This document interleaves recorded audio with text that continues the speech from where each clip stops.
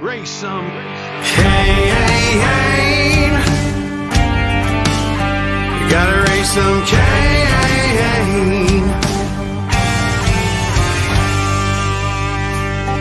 In the heartland where the faith runs strong, we've seen the shadows growing long. Watch those around us be deceived. Yeah, the fight is at our doors, no matter who we believe. Corruption, lawless day and night, we'll speak the truth into the light. We'll bring the battle, heed the call, watch the whole thing fall. We gotta raise some Cain, show the lies, break some chains and make things right. Feel the power, be the change, time is now. We gotta raise some Cain.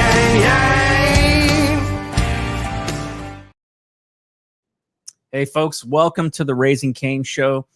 And tonight we welcome Craig Sawman Sawyer, a decorated Navy SEAL, federal agent, and founder of Veterans for Child Rescue. After a lifetime of elite military service and high threat security missions, Craig is now taking on this most critical mission yet, exposing and eradicating child trafficking in the U.S. and around the world. Craig has already begun investigating the scale of trafficking in America when the unthinkable happened. His own daughter became a victim, held at knife point and assaulted. The fight became personal. Now, with the credibility of combat-tested leadership and the heart of a father, Craig shares the raw, unfiltered truth about the silent war and what you can do to fight back. Craig, thank you for joining the show tonight. Hey, thank you, Nate. It's a pleasure to be on with you. So, Craig, I guess a good place to start is let's talk about your service to your country and kind of give us a little bit of your background and kind of how this ended up, bringing you full circle to where you are now. Yeah, well, I went off to fight counterterrorism, to fight terrorism, and I started off in the Marine Corps to go into Force Recon. Then I ended up going over to the Navy to be in the SEAL teams and made it all the way to the highest level. Ended up at DevGru, running counterterrorist ops there, and then I rotated out of that to do federal law enforcement. We started having children, and that was in the next phase of my life. And so I thought I still wanted to serve my country, but I didn't want to be gone 300 days a year because I was going really hard as a SEAL operator. And terrorism was the worst evil I could identify. And so that's what I was out to stop. I wanted to eradicate that enemy before they came here. Then I got out of federal law enforcement, started doing high threat mobile security for the State Department and the intelligence community. And then I was rotating home from that and doing more film and television work, again, to stay closer to home, when a friend of mine told me, he was actually from the intelligence community also, that had told me the area just north of Houston that we had grown up had become the hottest epicenter of child trafficking. And I just wasn't okay with it. I found it personally very deeply upsetting. And one of the agents, there were several of us hanging out together, and one of them said, it's a spiritually protected crime. I don't know if you understand that. And I said, well, I think I know what you mean. My father is a strong pastor, a man of God, and he's dealt with a lot of that spiritual weirdness with the people that are into sick stuff. And he explained to me a little bit about that aspect of it. And then I just realized, man, that was my fight. So I founded Veterans for Child Rescue to try to expose the whole thing. I realized due to their description of the way that child trafficking is run here, I realized this is a domestic operation run covertly, obviously, at industrial scale, which means there's a lot of top cover, a lot of corruption allowing it.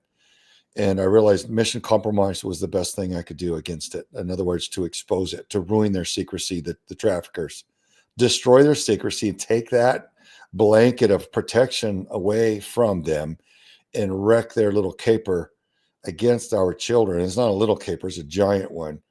but that's what I set out to do. So I made a documentary, Contraland, to do that. I urge everybody to watch Contraland. Just type it in any search engine, it'll pull up. And we started running joint operations with federal and local law enforcement, running sting operations and investigations. And we've had a lot of success. So we've got 100% conviction rate on 29 child predators, 87 warrants for more, and a bunch of other investigations and rescues. And we do NASCAR placement and billboards and just saturating the public. We've got a radio show that we run called Defending Our Children, a TV show. And I do a lot of news appearances and podcasts, just trying to get the truth out to the people in a day and time when, the big tech just has a stranglehold on truth on social media.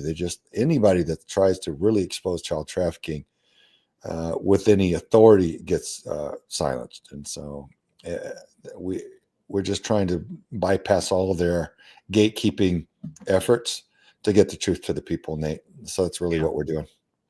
It's interesting. I had seen your movie Contraland before I went and saw it, knowing what it was that I was watching. Like, it was actually before we had ever met. Oh, wow. And then after, I think I saw you on an interview, and actually it was the documentary that you and I were both in. When I was watching it, and I was watching your scene in there, and you talked about Contraland, I'm like, oh, I got to go watch this movie. And then I watched it. I'm like, wait a minute, I've seen this before. And so I had seen the scene where you were there, basically, catching a guy in a sting, and it was just, so I don't know if it was a clip that I had seen from Contraland, or if I had seen the whole thing before, but it was amazing, and it really, I think, it stuck in my mind, because I think too often we see these things happen, in America, and they continue to happen. And I don't know why it is that this continues to be a problem in our country, but it is.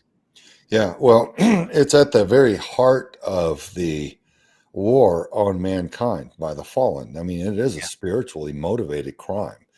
And the wicked, the people that choose to serve evil, as dysfunctional as I think they are, some of them are elite, wealthy money movers. Some are gangbangers and Mexican cartel. I mean, there's a lot of different aspects of the child trafficking and people that harm children, but the ones that ritually abuse them, that's all satanic stuff, and that goes all the way to the very top of the power grid, power structure globally. And they target the children because the children are the purest. They're the most spiritually pure souls on earth, and it's an energy thing and a spiritual thing for the wicked. And that's been a really strange thing, Nate, to learn about, and what makes these people function. Why do they harm children? I just want people to stop raping and selling children. And learning more about it, I just have to scratch my head going, what kind of dysfunction? But I mean, you talk about some of the wealthiest people on earth, man, big global bankers that move trillions of dollars around, and they could have anything they want. And I think what we're learning now is the reason that they have that wealth and power is because they've sold their souls by doing this stuff to children. That's why I think JFK probably was on to this to some degree when he warned us, I think very eloquently, about secret societies, because every secret society that we're learning about at the very top of their power structure, it's inverted, and it becomes Luciferian. It's satanic at the top. Maybe the 90% down are unwitting to it until they get read in and indoctrinated into the elite, executive levels. But that's what everything gets inverted at the top. It seems to be like so many things are Luciferian, satanic. And I'm so disappointed at humanity to see that percentage of people will resort to doing unspeakable things just for lust and greed and wealth, for wealth and power. They just lust for power so much that there's nothing that they won't do. So, I used to think selling your soul to the devil was something that didn't happen because it seemed so stupid to me, but there we are. We have watching people do it all the time. Yeah.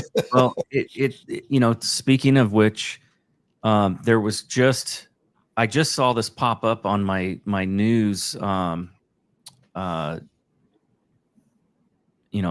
my phone last night, late at night. And my wife was not happy with me reading this article. She's like, thanks for putting me to bed with that.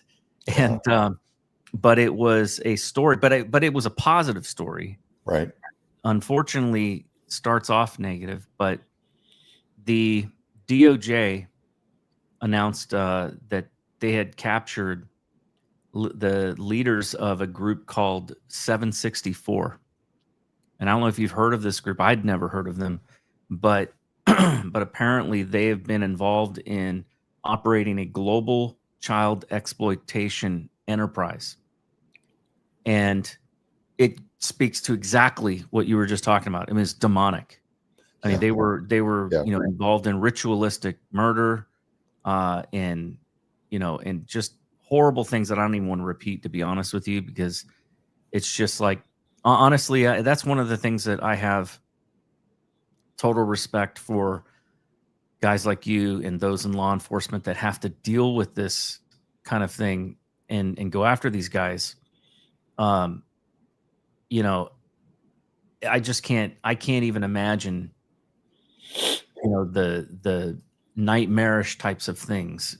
I was talking to Victor Avila the other day. I had him on the show, and he's dealt a lot with going after the cartels and stuff like that. And, he's also, fought against human trafficking. And he was telling me that, there's things that, that he just doesn't, he'll never talk about because of just the sheer horror of what some of these cartels have been involved with and doing to people. And once you get into that satanic worship, and it's gonna go right to the bottom of what's humanly possible. It's so dark, and that's why people don't want to know. Yeah, and that's an ironic thing about it is it's easy for the bad guys when the good people can't be bothered to be educated on the nature of the crime, so that we can all rise up against it. So that's an aspect of it too. I think there is something interesting. There is a psychological problem, I think, in that most human beings can't fathom another human being going after the most innocent amongst us and doing the types of things that some of these groups have done to children. And because it's not natural. No, it's supernatural. It's demonic, like you said before. It is literally demonic, and that's why most humans cannot comprehend it. Yeah, and it is also very strange. And I think it's interesting, but like there are certain sins that society, I think, given enough time and enough remorse, society can forgive. But that's one of the ones that is just not forgivable. When people, it's like that. And I think that's why it's used for blackmail purposes like Epstein Island and things like that, because they know it. They know that once they get somebody involved in that, they've got them for life. They will never get out of it. Yeah, you can't recover from that one. Well, because it is war. It's war on the children because they're innocent, because they're precious and pure. Yeah. And if you're going to do that to hook yourself up, I'll do that to that precious little innocent child for a position or for a paycheck. I mean, you can't recover from that. If you're willing to do that for the fallen, literally, Nate, then you can't recover from it. The society will. Well, there's a scripture. Go ahead. Yeah, there's a scripture that's quoted in the movie The Sound of Freedom, and actually, I've thought about it many, many, many times. And it's that scripture that says that anyone that would cause one of the least of these to stumble, it's better for him to have a millstone tied around his neck, be tossed into the sea and drowned. That was Jesus talking. Yeah, Jesus was, he was. People like to paint him as a pacifist, but when it came to children, he was not. He actually, in my opinion, he affirms the death penalty there. Yeah, well, they are. All through the Old Testament, the Israelites would sacrifice their children to demonic gods. burn their children alive and sacrifice them. So things haven't changed. There's just names have changed. But Jesus obviously knew. I mean, he was Yeshua. He was God in the flesh. So he understood the nature of the conflict and the war on children. And he knows it's because they are pure and innocent. So understanding the nature of that, he's like, hey, and it's interesting. One of the interpretations or one of the iterations of that scripture is to offend one of these little ones. And I'm like, offend seems like a lot worse than offend in that context. I looked that up. I'm like, what do they mean by offend in that context? And it means to cause bitterness or resentment in.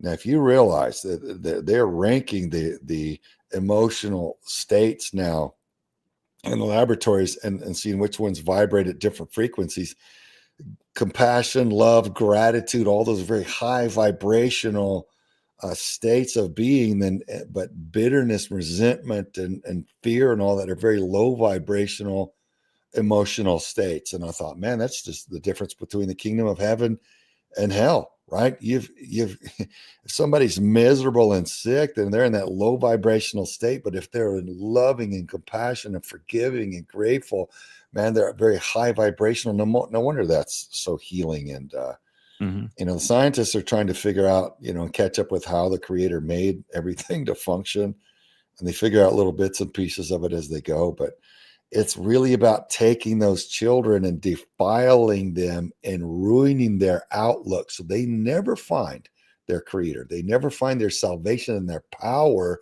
and go on to be with their Creator for all eternity in paradise. Instead, they're bitter and they're angry.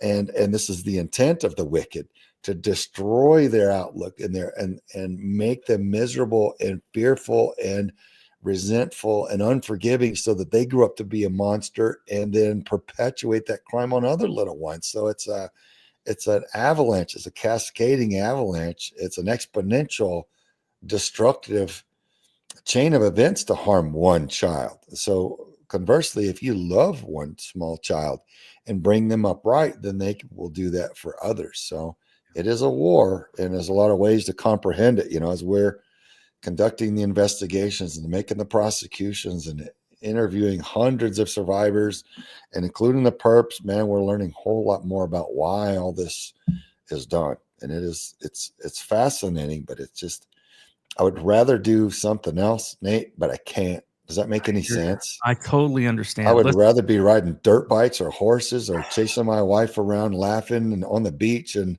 But I can't, man. I'm like, what am I doing if I can't go after these SOBs that do this to children? What does my life mean anymore? I look back, I did accomplish a lot of things in my lifetime, but it's all trinkets now. It seems like nothing in comparison of changing this battle, this war on the innocent like this. So I'm grateful to be able to do something. I really am. When I think the first time I had a guest on to talk about this subject matter, and afterwards I just was so exhausted. Like, it just drains you, and I think it's because of the realization that this stuff goes on oftentimes, and it's not just the cartels. It's not just these two guys running this, this global ring, both of them Americans, by the way, one of them living in Greece though. And they were doing, producing just massive. They had this whole network of pedophiles around the world, not just pedophiles, but sadists that were into abusing and victimizing and injuring and hurting children. And the cruelty is stunning, and the intentional, the mean-spirited, vile nature of it, Nate, is what wrecks me most. That's what I'm like. Okay, you sickos don't deserve to walk among us. Yeah, and then we find out, it happens also with, it happens with people that are trusted, right? The Catholic Church and the priests, and and it happens with pastors and youth pastors and people that we should be able to trust. Well, the predators want those but it's going on. positions because Yeah. it comes with trust, and then they abuse that trust and they wreck everything. Yeah. To get at the children. It's ugly. Somebody brought up another one of the Miss DJ Liberty in the chat brought up a comment, and I want to bring this up because I think this also speaks to something else that's been going on. And RFK Jr. had a big reveal in the cabinet meeting this week. It was huge. And no one, followed on with the question, and nobody in the media wanted to talk about it. And I agree. I think that's because it's become a taboo to talk about. But unless we talk about it, unless people start acknowledging that this stuff is happening, you can't be the monkey, right? That see no evil, speak no evil, hear no evil. But that's, I think, what's been going on for too long. Yeah. And the fact is that even in our own government, you have CPS that's been involved. You've got government agencies that have been involved. I mean, I brought up, I think I had you, on my radio podcast earlier in the week, and we talked about some things. And one of the things that I know that has come up before, and I can't remember if it was with you or it might have been with Victor, but we were talking about that there's these groups that have been out there, even that the FBI has known about, right? The finders that were committing satanic ritual abuse on children, and the media covered it up. Yeah. And this came well, out. Look at who owned them. Look at who owned the mainstream media. If you look at the top, there's only really 4 entities that own all of the main ones now. Yeah. And they're of all global Marxist political ideology. And that's a Luciferian. That's a godless. Yeah. But it's actually it's worse than godless. When you get really behind the curtain, it ends up being Luciferian. But there's no room for God in a global Marxist model. And so these people are trying to break our nation. They're on board with us squandering our wealth and abandoning our borders and flooding with illegal immigration, all the destructive things happening against our nation. Their owners of the mainstream are totally on. That's their agenda. So no, we shouldn't expect them to tell us the truth. And that's why I think it's so good that we've turned from the mainstream and let them, start to collect dust. Yeah. You've been in the military, you've worked for the federal government, worked for law enforcement, private security. Why do you think that so many agencies seem paralyzed in addressing this issue? I think it's been like mission creep type of an insidious creep where people started off to serve in good faith. And, I'll say this more about the intelligence community. They'll run a program or an operation with the idea they're going to use it against the hostile nation's personnel. And then if it goes wrong, they don't want to admit that it went wrong. So they'll just try to sweep it under the rug. And instead it festers. And then there's more witnesses and there's spillover. Then they end up killing witnesses and murdering people and running black ops in the United States and doing a bunch of dark and ugly and stupid stuff that they never should have been involved in. And then in federal law enforcement, there's not that ethical standard that they taught me in the Marine Corps. It's like they made sure that we knew that we had the responsibility to refuse to carry out any unlawful order. Any unconstitutional order is unlawful. Constitution is the highest law of our land. That ethic does not exist in federal law enforcement. At least it didn't in any of the ones that I served in. Yeah, I saw agents that would destroy men's careers just because their boss told them to, and innocent guys. And in fact, I've talked about this actually a lot. As somebody who was a FBI whistleblower and saw retaliation, which makes no sense. I mean, I did everything as best as you can by the book. Didn't go to the media. Went to proper of that, and yet still still dealing with retaliation, even as recent as just this last month. Yeah, because it's a club. And Yeah. if you threaten the club, you're bad. And they're going to abuse their authority to try to teach you a lesson because they're weenies. They are cowards, Nate. Yeah. I saw these guys, SES level executives that were pathetic, terrorized over, some of my, I don't want to get off on the goat trail, but my agents that I used to have to manage, I had 210 agents once upon a time in Las Vegas, and they would tell the guy that I blew the whistle on, who was later fired for gross mismanagement and retaliation, which is what I'd reported him for. They said, "Hey, Sawman's coming in town for an event." And they said this dude would turn white, like he was going to throw up. And I'm like, you're exaggerating. They're like, "No, dude, you should have seen him." And I had enough guys tell me these kinds of things where I'm like, in addition to their behavior, when I would try to, if they would try to retaliate against me and I wanted a face-to-face conference with them and face my accusers, they were not going to do that. There were all kinds of pathetic antics where they could not be made to sit down to face the man, the innocent man that they were accusing. And I wasn't violent. I wasn't threatening. I was a professional federal agent simply asking straight questions about their antics, about their ridiculous behavior, and they could not stand behind it. They weren't used to anyone asking them those questions. Something about that. So this is the problem with the structure of authority. It's necessary evil, right? I mean, even I think it was Benjamin Franklin that said that, government is but a necessary evil, because we really should be,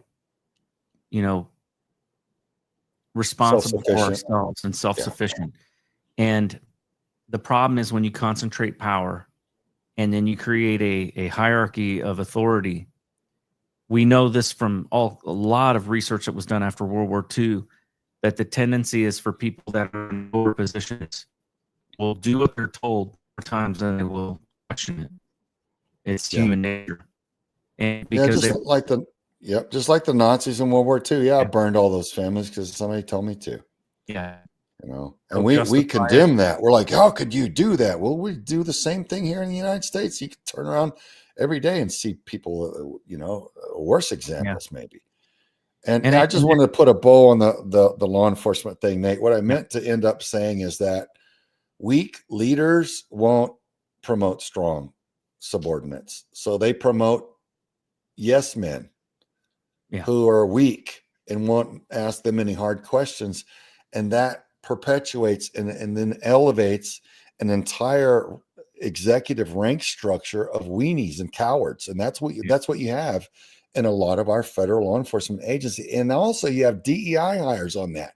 You put someone in there because they're incapable, because they have some sort of title that, a leftist political agenda wants them in there. Well, the leftists at the top know the destruction that they're doing, but on the bottom, and the news media is saying, well, you have to have compassion for the person because they're not capable. So, but they're not supposed to be in a job of national security where they need to be capable. So if they're not capable of the job, it's not merciful and kind to put them in there and set them up for failure and have everybody resent them. And it was just a disaster. So anyway, I just want to say that it's weak men will not promote strong leaders or strong subordinates into positions of higher leadership. So all you're going to get when you have weak men is worse, and it gets to the point where it just implodes at one point. Well, we're seeing some changes, obviously, within the FBI, ones that I'm very, very pleased to see. Me too. Them actually going and doing real investigative work and going after real bad guys instead of, grandmas, kicking down the doors of grandmas that walked around the Capitol for 15 minutes. That kind of nonsense was just ridiculous.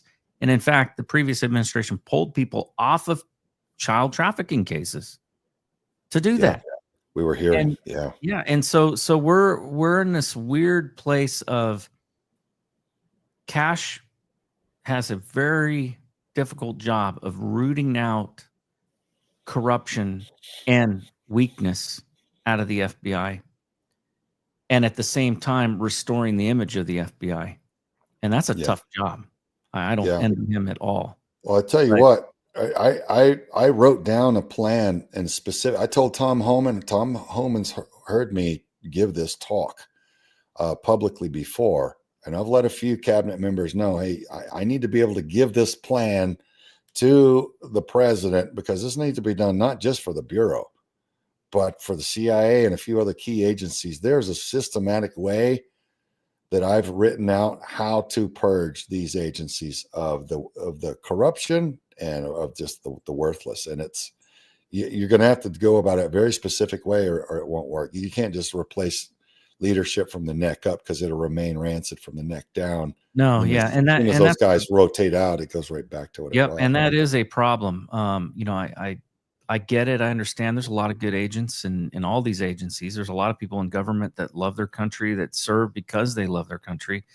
But the reality is that when I would hear people say, "Oh, it's just the leadership, it's not the rank and file," I'm sitting there shaking my head, going, "Bull crap! It's everywhere. It is all up and down the chain. There's corruption everywhere. Just like there are good people in many, government positions, there are also bad people." Yeah, well, People, they won't hire strong agents, or no, they wouldn't over the last 4 or 8 years. I mean, and a in the lot of few the that they strong did. agents left because it was Yeah, so bad for so long. They yeah, tapped out and went to go do something else with their lives, because they're like, this is not what I signed on for. I signed on to be in the premier law enforcement agency on planet Earth, the FBI, to yeah, crush organized crime and high level crime. I didn't come here to arrest mommy for being a domestic terrorist for asking a tough question at a school board meeting about why her child's being sexualized by her teachers. yeah. Uh, Or in the case of just the unbelievable case was in Loudoun County, where that father came in and was furious, rightfully so, because his daughter was raped by, some transgender boy who had been moved from another school for raping a girl there. They moved into a different school and he did it again. And this father came in furious, yelling at the school board, and they had him arrested. yeah, yeah, like he's the problem. Yeah, exactly. It's just insane. Yeah.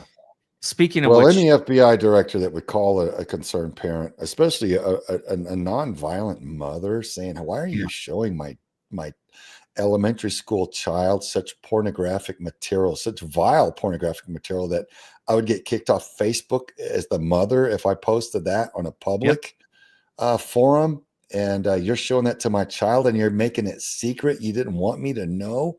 Why are you doing that?" And the FBI director calls her a domestic terrorist for that. That's when you know you got a broken well, rank structure at the Bureau. back in the day, we had a word for that person. It was a creep.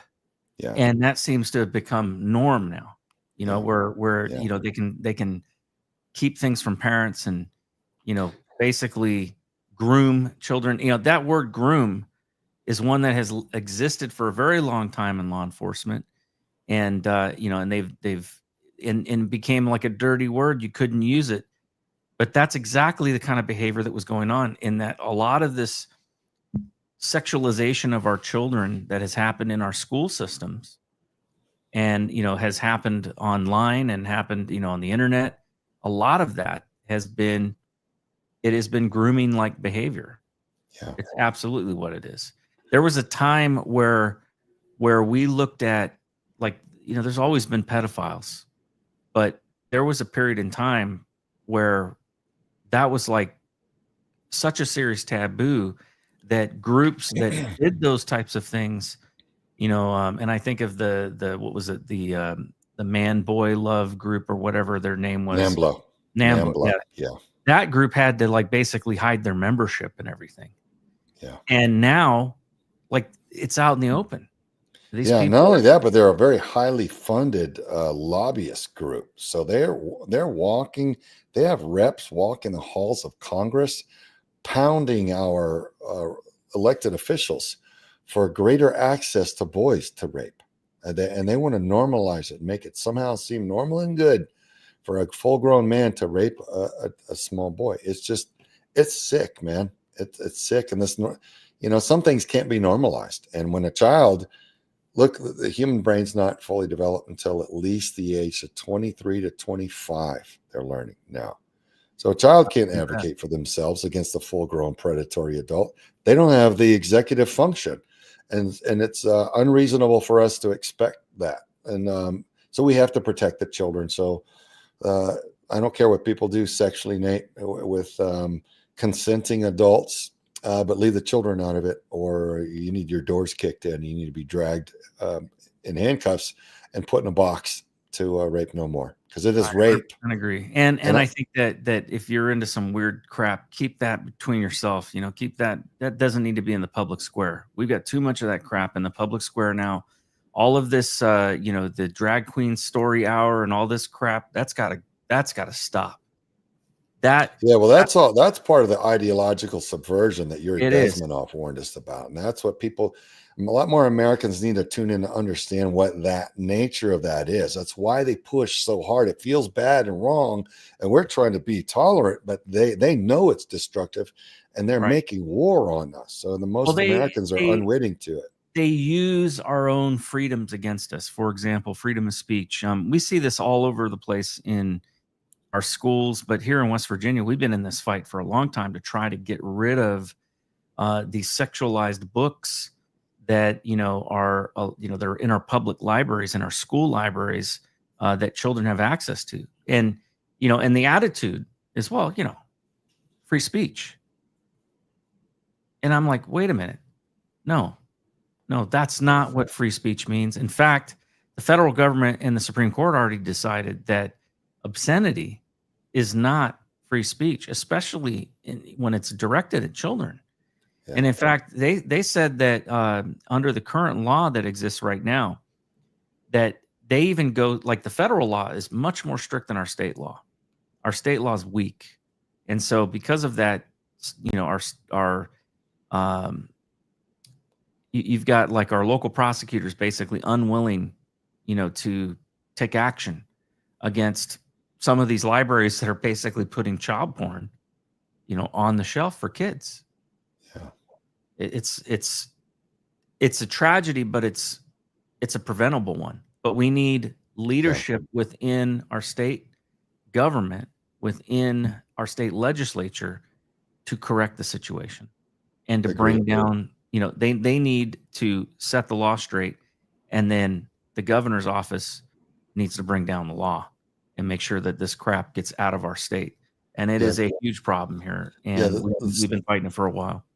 The citizens, I was going to say, need to really vet our candidates. We need to really look behind the curtain at those that we are electing and make sure we're putting good people in seats. When we start putting better people in seats like Eli Crane, things start getting fixed, and you start seeing real representation and people that fight for the citizens rather than the predators that push everything on us and they take advantage of our tolerance, Nate.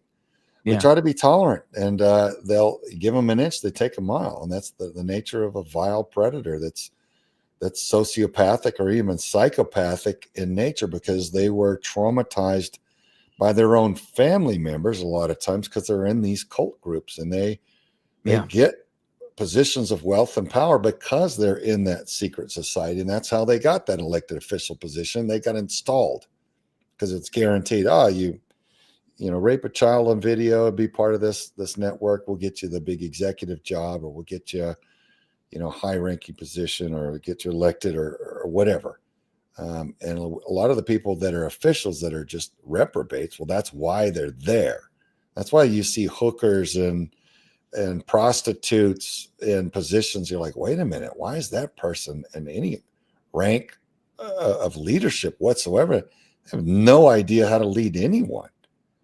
But these people are just put in because they'll go along with whatever destruction the powers, the status quo, deep staters want them to carry out, whatever the subversion activity is.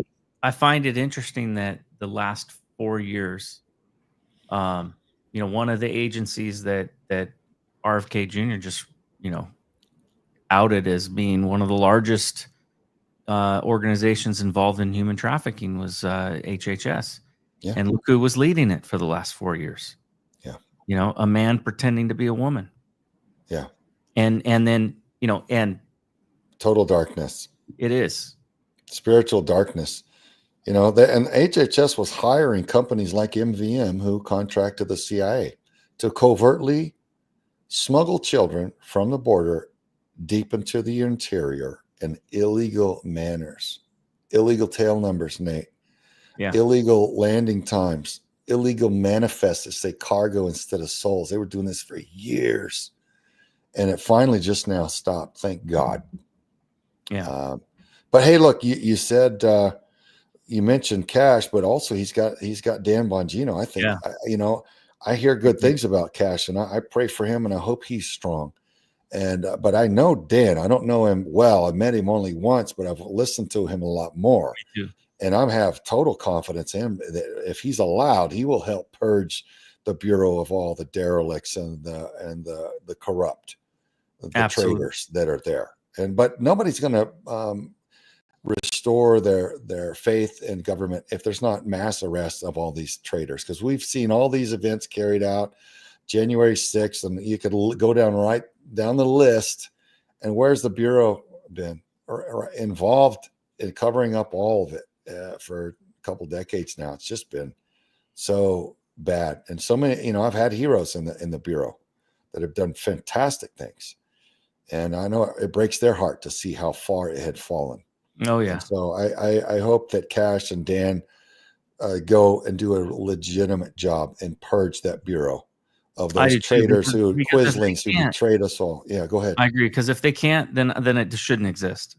Honestly, a lot of people saying just delete it. Yeah. If it can't, I think they do good work, and this recent case is a perfect example of what they can do right. Yeah. But they've got the systemic problems have got to be ended, and they've got to turn that around. Otherwise, another administration gets in and they'll just re-weaponize it. Yeah. Against the American people.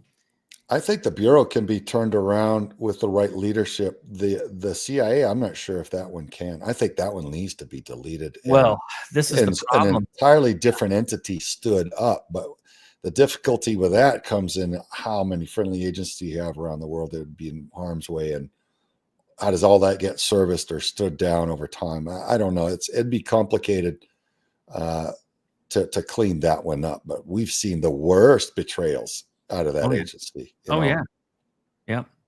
And I think the problem is there's all of these smaller government agencies that nobody knows about that have been funded by the CIA that really are just fronts for the CIA. This is what USAID was all about. I think partly some of the stuff they were doing, U.S. State Department, has funded a lot of activities going on that are really just CIA fronts. And the problem is this is the problem in the intelligence communities. How do you deal with the issue of having secrets and then not abusing things because you've got oversight? If you have secrets, it's really hard to have oversight, because really the only oversight that our government is really designed to have is oversight by the people. And if the people can't see what's going on and what's going on with their government. So I think part of the issue, and I don't want to get too down this road, but maybe this will be another discussion altogether. But I think we've got to relook at how we classify information. Yeah. I think clearly that's been abused. Yeah.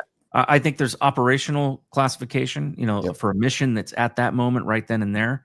But once that mission is over, why is it still classified? Yeah. It should be declassified, and it should be unless you need that same template to run again, right? There's only so many ways to skin a cat. But look, JFK's murder, still redacted. I call the BS on that one. Like, come on. 9/11 Commission. Why is that still, 20 years go by? Yeah. That doesn't make sense. So this is the problem. So I think there needs to be a look. They need to take a new look at the way that we do things. And I think that we can't just keep kicking the can down the road the way we've been doing it. I think we need tools like FISA to spy on our enemies, but when it's abused by FBI to spy on American citizens, why have there not been arrests? When I was read onto that program at NSA, it was made very clear to me, you will do 10 years if you violate this program and spy on your girlfriend to see if she's cheating on you, because they had cases of that. And so they told us, but what they didn't talk about was it being weaponized by the government to spy on Americans of a political class. And that's exactly what happened under the Biden administration, to the tune of 286,000. And that's just one judge saying that. There are IGs that have said there have been millions of illegal searches using Section 702. It's crazy. So tyrannical. So it's just weak men abusing their authority and power. And the problem is, it has to be kept there's only as minimal as we can stand for it to be, really. Right. And we wouldn't have this problem so badly. And bringing this back full circle back into the topic of tonight, the issue is that when groups like that can continue to hide what they're doing, then it allows for corruption, and it can allow for some heinous things to go on. I mean, programs like MK Ultra, programs like the Finders, and other things that have gone on in some of our intelligence agencies against American citizens, against children, things that have happened that weren't sanctioned by any president, not that I'm aware of, but were sanctioned by evildoers who were in positions of power and were able to hide it due to classification. That is something that is a problem too. So it's rampant everywhere. It's the same reason why we should not allow a priest or a minister or somebody to be alone with children just because they're the priest or the minister or the person that we are supposed to have trusted. No, we should be able to question. We should be able to say, hey, I want to see oversight. I want to make sure that there's checks and balances. Even the military got wise to that. When they integrated women, I was in the first unit that actually had women integrated into training. That year was 1997, I think. And they figured out very quickly that they needed to create a buddy system and that no female should be with a male drill sergeant alone, and because they had too many incidences. And whether or not it was just a false accusation or not, they realized that they needed to keep doors open. If a female was in the room with the male drill sergeant, the door needed to stay open, and there needed to be another female present with him or present with her, for her to be talking to the drill sergeant alone. There was none of that. And you know what? It was very successful. It worked.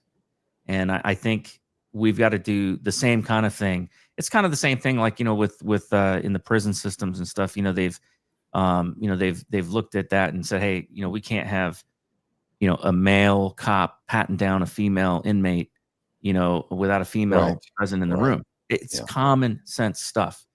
Yeah, we got a program that for churches that ensure children can't be harmed in a church if they run on the principles that we've published. So, there's certain things that just make sense, man. If you abide by certain ethical standards and you have standard operating procedures that are in place to prevent that, then it's going to be better off. Yeah, trust but verify. So when you've been involved in these cases of saving kids, or even grown women, out of being trafficked, what happens next? How do these people get help? What's the aftercare process like for them? Do they get the support that they need? Because there's all of us have, I think, different giftings, right? We all have different callings in life. Some of us are frontline guys that go out there and, like you, go out there and take down these guys. Some are not equipped for that. Others might be equipped to talk about it, and help raise awareness, like myself. Others might be equipped to be involved in, like, say, a ministry of helping, these women and children that have been abused, get the counseling that they need or get the support that they need so that they can get away from these dangerous situations. What are some of the things that you've seen, that have been successful or helpful? Well, the ones that we've gotten, and it's important to point out for the people in the United States, it's illegal to move a child without the parents' power of attorney and a warrant from law enforcement. And if you have both of those documents and that awareness, you don't need a third-party NGO to rescue that child. So they really kind of set it up intentionally or unintentionally, the word, nobody's allowed to go rescue a child without the parents say so, and law enforcement. So what we do is we arrest the predators. Now, we've gotten a few rescues of children, but and the ones that we've gotten, it was still the best practice to get them right back to their parents, because their parents weren't part of the problem. And sometimes the parents are part of the problem. That's the parents sell their children, and you've got a drug addicted mom that'll sell her child, and all this. Right? We see it all. I couldn't. What you just mentioned, and for folks listening, this is something that it seems unfathomable, but it does happen.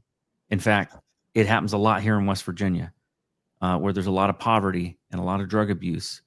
I was talking to some people. There's a really great group that has been, working to raise awareness here in West Virginia, and I was talking with their director and asking about the issue about trafficking here, and she said, to be honest with you, the majority of the trafficking happens from parents selling their kids for drugs. And that's what happens here in West Virginia. A lot of these, poor, really, really poor areas where there's a, high addiction and that sort of thing. And in many cases, it's generational. Like it happened. Yeah. It goes, the great grandparents were doing it. The grandparents were doing it. The parents were doing it. The children, and it just becomes this vicious cycle. How do we break that?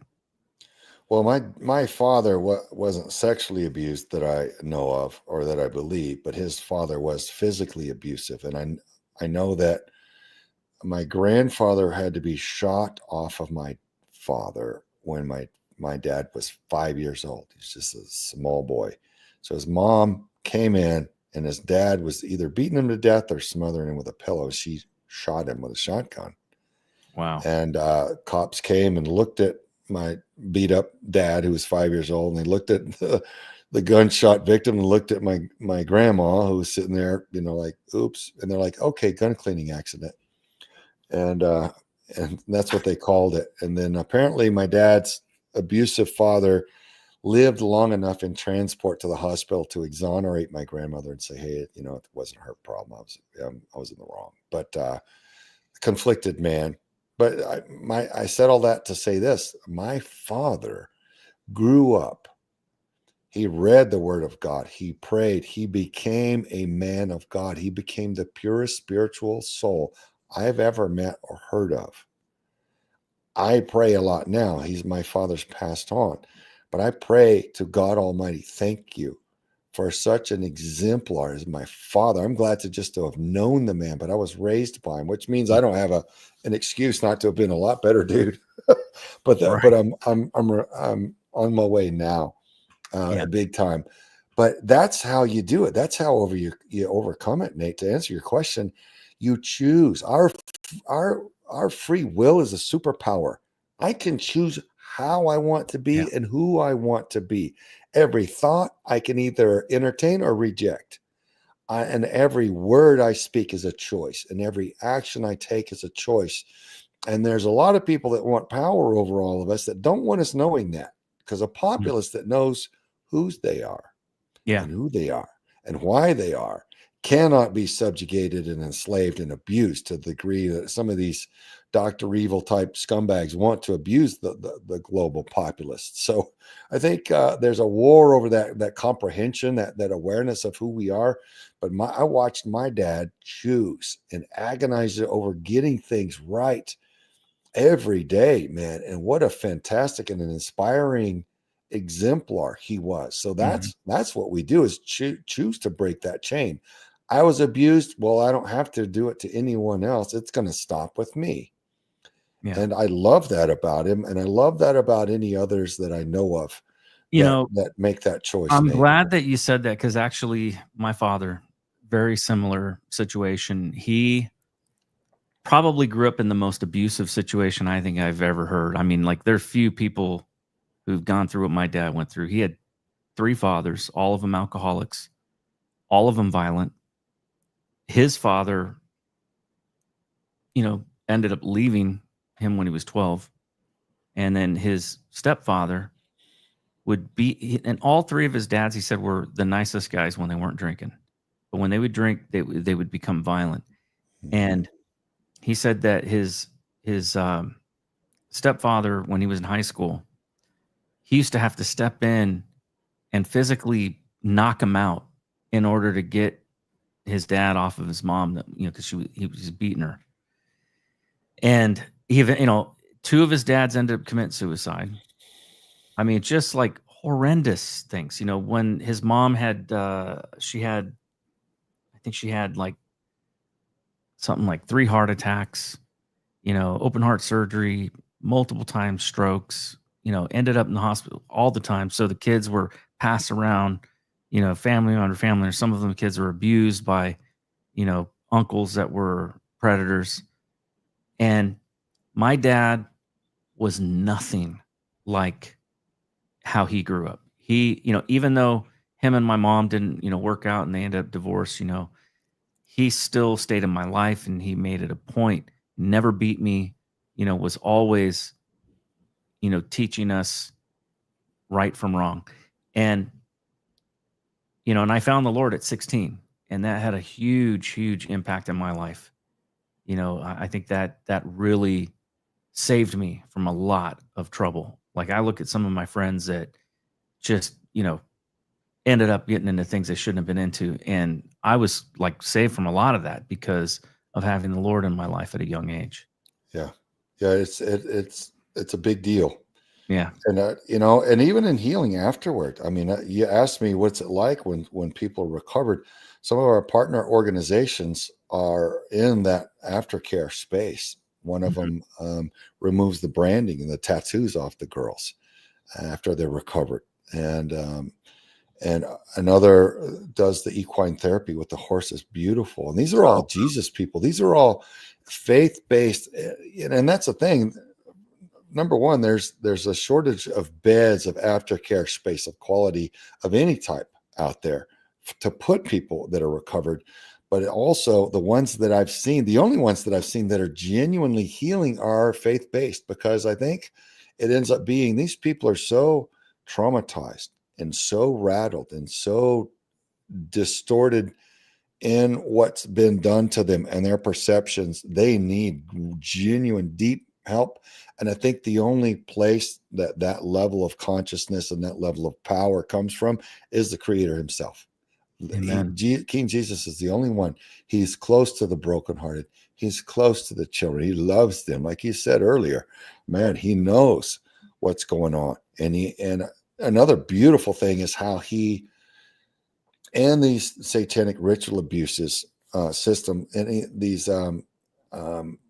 demonic ceremonies, these ugly ritual ceremonies.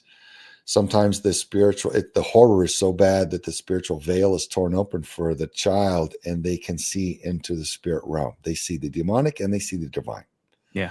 And I've talked to quite a few who Jesus came to them and comforted them and let them know they were going to be okay. And then after they were escaped that life, experienced tremendous healing that it can only be described as supernatural, because it's, I mean, a normal psychologist, bless their heart, as much as they may understand about psychology, unless you comprehend that we are spirit beings, and a lot of this is a spiritual attack, you can't really deal with that and heal and fix it. So we're seeing a lot of people that have a lot of love in their heart and a lot of horsepower for their ministry, for their gift that they share with the survivors. And that's beautiful. That's inspiring. And I'm grateful to be witness to that. Yeah. What can everyday Americans do to support your mission and help protect children in their own communities? Yeah, man, they can watch Contraland, our documentary, get basically aware, share it with everybody. Go to our website, v4cr.org. Look at all the empowering tools we have there to choose how you want to get involved in your own way. Get involved in education, legislation. Our culture needs to change, Nate. Everybody needs to know we, the citizens, have the power to change the culture back to one that's protective of the children. So do that. And also get our Rescue Rose coffee on our website and drink that, because that goes to fund our operations to arrest the predators, to stop them. And pray for our leaders, pray for our nation, pray for Kash Patel and Dan Bongino and Donald Trump and all the rest of them.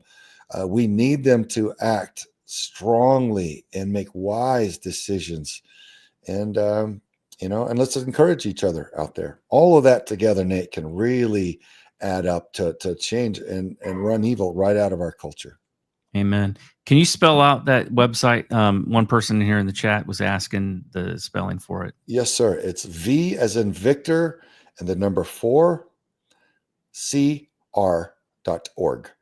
So it stands for Vets for Child Rescue.org. So V4CR.org. There you go, folks. Well, Greg, I want to thank you for coming on the show. This has been a very enlightening topic and to talk about, and it's hard to talk about, but we have to talk about it, folks. We've got to. And I'm grateful for you and for what you do. I'm grateful for your witness in life. You talk about the healing power of Jesus to heal that spiritual torn veil, if you will. I don't talk about it a lot because I had my own personal experiences of being involved and exposed to the occult at a young age.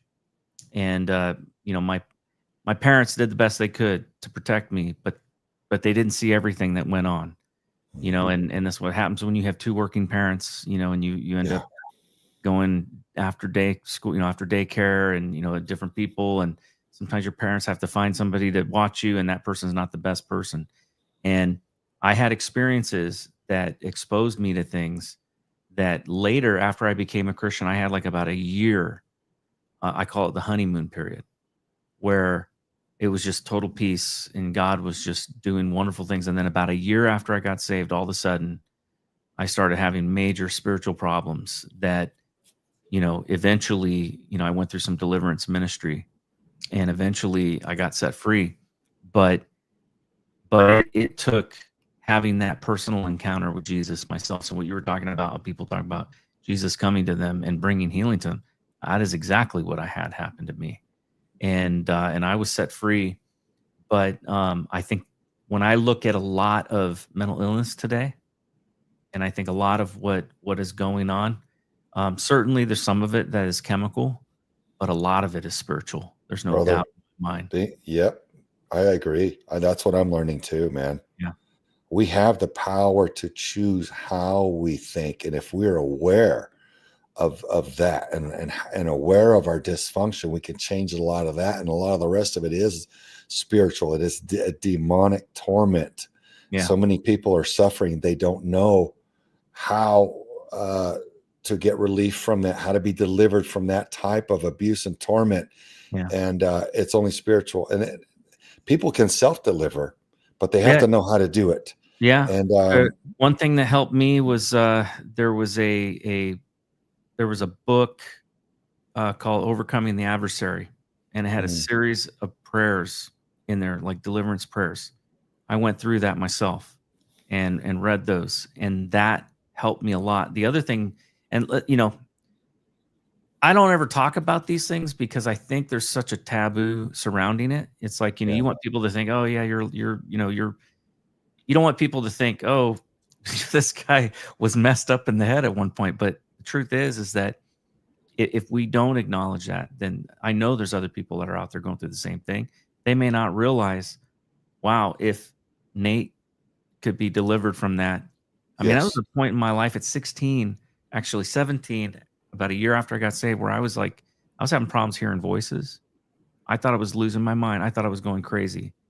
And I was having weird, mental health problems. And I had a, kind of an emotional breakdown. And my parents, they took me to counselors, didn't help. Took me to, the psychs, didn't help.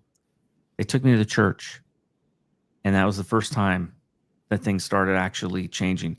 And it wasn't, as much as I love, the heart of the people that were there, that were praying for me, and certainly their prayers, I think, were helpful. Some of the things they were doing weren't helpful, but I can tell you what helped more than anything was the night that I was on the floor weeping and just begging God to take my life, saying, God, I don't want to live if I got to live like this. And then I said, Jesus, you are the only one who can deliver me from this. You're the only one that can make all these voices go away. You're the only one that can help me regain my sanity. And I believed it. And so I just said, Jesus, please deliver me. And after that, it broke and it never came back. Yeah. And that has been a story I don't think I have ever talked about publicly. This is the first time. Wow. People, But well, I want to honor you for sharing that, because people do need to know, and it is empowering, and they can be literally delivered that way. And it's true, Nate. I know too many people. I've experienced too many things. So it's beautiful. And I'm meeting more, celebrate it. and part of it is I'm meeting more and more people who have gone through the same thing, who've experienced the same things. I've had some really great guests on the show that have been victims of just unbelievable sexual abuse and MK Ultra, that kind of stuff. Yeah. And like I remember the first time I heard it, I just didn't want to believe it. I didn't want to believe it because it's just so hard to even imagine. Because and it's so sophisticated and brutally effective. Yeah, I never would have thought anything could work that effectively, and that's when I knew it's But I've met too many people that have had too many people that are squared away. These are not people that are just crazy people. They're people that have straightened out their lives, and God has worked and healed them, and they've moved on, and now they're doing good to help others. And I do think that is one of the things that we have to do, right? When we have been through something and we've seen healing happen in our lives, we've got to take that healing and share it with others. And that's something like even with you, your experience with your daughter, having gone through, knowing what that feels like to have a child, be abducted. Yeah. And, and now your daughter, that was one of the cool things, folks, I got to tell you about this. So would you share the story a little bit about what happened to your daughter and then her involvement with your organization, to... Oh, yeah. Well, that was incredible. She's an I don't amazing want to human give too much being. of a spoiler for Contraland, but that was... No, well, look, it's out. So people, I don't have any problem sharing it. So our daughter was going through some struggles. Her senior year of high school, her whole cheerleading squad were cutting themselves, and there was depression and all that. She was in a very fragile state. And I had just put in the paperwork to found Veterans for Child Rescue as a nonprofit org. And she had gone to Subway sandwich shop one night to go to the inn and go to the restroom. And when she came out, a serial rapist put his arm around her and put a knife up under her side and led her into a night of horrors and rape and defilement. And my wife woke me up saying that it was Aspen on the phone and that she'd been raped, and I could hear our baby girl screaming through the phone. And it was a horrible way to wake up trying to figure out how you can get to her. And I was like, okay, where is she? And my wife is saying she's on her way home, and she's driving fast. I'm like, okay, slow down, drive safe. Give me a cross street. Which main street is she on? I was getting my phone. I'm calling 911, getting sheriff department on the other line, saying, hey, if I can get a cross street of where she's at, if you guys have a vehicle patrol out in that part of town, if you can cut her off and make her safe, I'll close on your position and we'll make sure she's all right. And but they couldn't. I mean, but she was driving so fast she went ahead and got here before they could figure out where she was. And anyway, we took her to the hospital. She decided she wanted to fight back, so she went through all the rape kit and everything, and then she started running sting operations with us as a junior decoy agent and now as a chatter.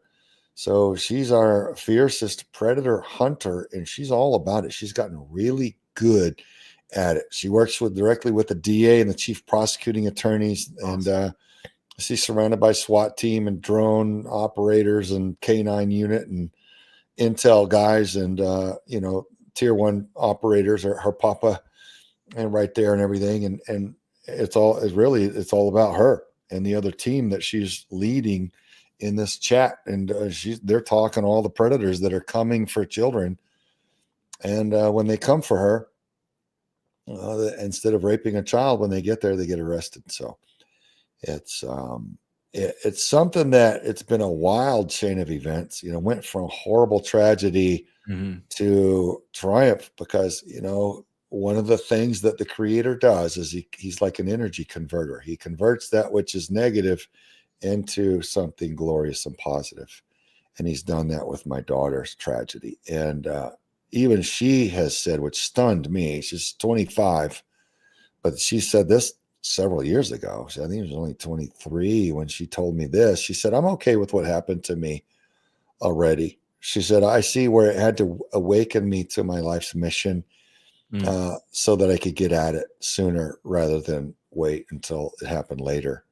I would rather get started on it, who I am and why I'm here, early. So she said it needed to happen soon. I'm like, what? Yeah. What are you, 100-year-old lady with that kind of wisdom and experience? Like, where does that come from? That's God. Yeah. So I really celebrate that. We enjoy working together, and she's good at it. She's very effective. And, again, like the DA and chief prosecutor, they're working right with her, looking over her shoulder and that kind of thing. And, law enforcement say, you're okay, Sawman. Yeah. With what you've done, you're okay. But your daughter, bro, like she's the one. I'm like, I know. You got to be proud, I'm sure. Oh, dude. You want your kids to excel past whatever you've been able to do. I think that's inherent in all of us. And so, yeah, we're proud parents, and we're just glad that she's thriving and growing. And other people approach me at public speaking events and other places and say, hey, please tell her our daughter's gained, inspiration and found her voice by watching yours fight back. And so tell her, keep going. So that's a blessing to all our family. So we were all traumatized when she was, but we're all blessed at watching her recover now and thrive. That's awesome. Well, Craig, thank you so much for coming on and sharing that story. I think that's a great note to end on. Is there anything that you want folks, if there's one thing you want folks to take away from our conversation, what would be the most important thing? Man, I think all of this are what we've talked about, Nate, are symptoms of the greater conflict. There's a conflict between the forces of good and evil. That's really what's going on. And that is spiritual. We are spiritual beings in temporary physical bodies. And I think if you love people, you want them to know the truth so that they can act in their own best interest. I want people to know that. And I want them to seek a relationship with their Creator, because he's pure love and he's pure truth. And everything good comes from him. Amen. And so as we learn more about him and we grow, we become better and more protected. And so I want everybody to know that. That's really what it's about, Nate. I'm not proud anymore. My ego's taken a beating as I'm just being humbled and learning to improve and work on who I am, and not try to justify the flaws in me, but instead make war on them and throw those flaws out of me so I can be better, like my daddy did, and be more like the Creator. And it's a privilege, and it's beautiful. It's the most beautiful part of anything I've been a part of in my lifetime. So my whole team's doing that, brother. And that's beautiful. So I want it for everybody. That's my closing statement. Well, let's finish things by closing in prayer.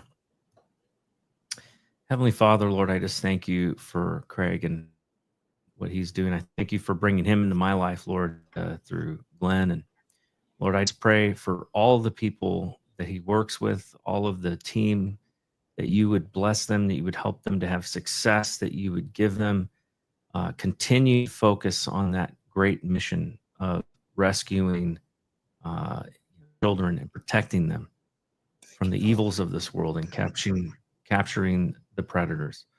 Lord, I pray that you would give them wisdom, safety, and success. And Lord, I pray that you would continue to raise up those that have been victims to be victors. And you would help them to overcome the trauma that they've experienced in their life so that they can actually be a threat to the enemy. Yes, my and King. and defeat the enemy's plans. Lord, I thank you for the getting us through this topic, this tough topic tonight. But Lord, I also pray that everybody that's listening and watching the show right now, Lord, that they would take away from this show an inspiration, Lord, to get involved, to become active, and to find what it is, what their purpose is, what it is, whatever it is, God, that you have called them to do. I Yes, pray thank that you would help them to find that purpose and that they would get involved in it. Yes, We Father. ask all this in Jesus' name. Amen. Amen, brother. Good prayer. I like those things. Yeah. Hey, thanks for covering a tough topic and having me on, brother. Appreciate it. Very Yeah, nice. absolutely. And one more last time, where can people find you again, just for those that may have missed it the first time? Yep. v4cr.org or type out vets4childrescue.org. Either one will get you there. Awesome. Well, thank you again, and God bless you, and have a great night. And folks, don't forget to like and subscribe the channel. And I want to shout out to Patriots Prayer for allowing me to host my show on their platform. And thank you for everybody in the chat. We've had a lot of people in the chat. Almost 2,000 people tonight watching the show. Wow. So great audience. For those over on in all the different networks that you're watching, God bless you and have a great night. Raise some Cain. You gotta raise some Cain.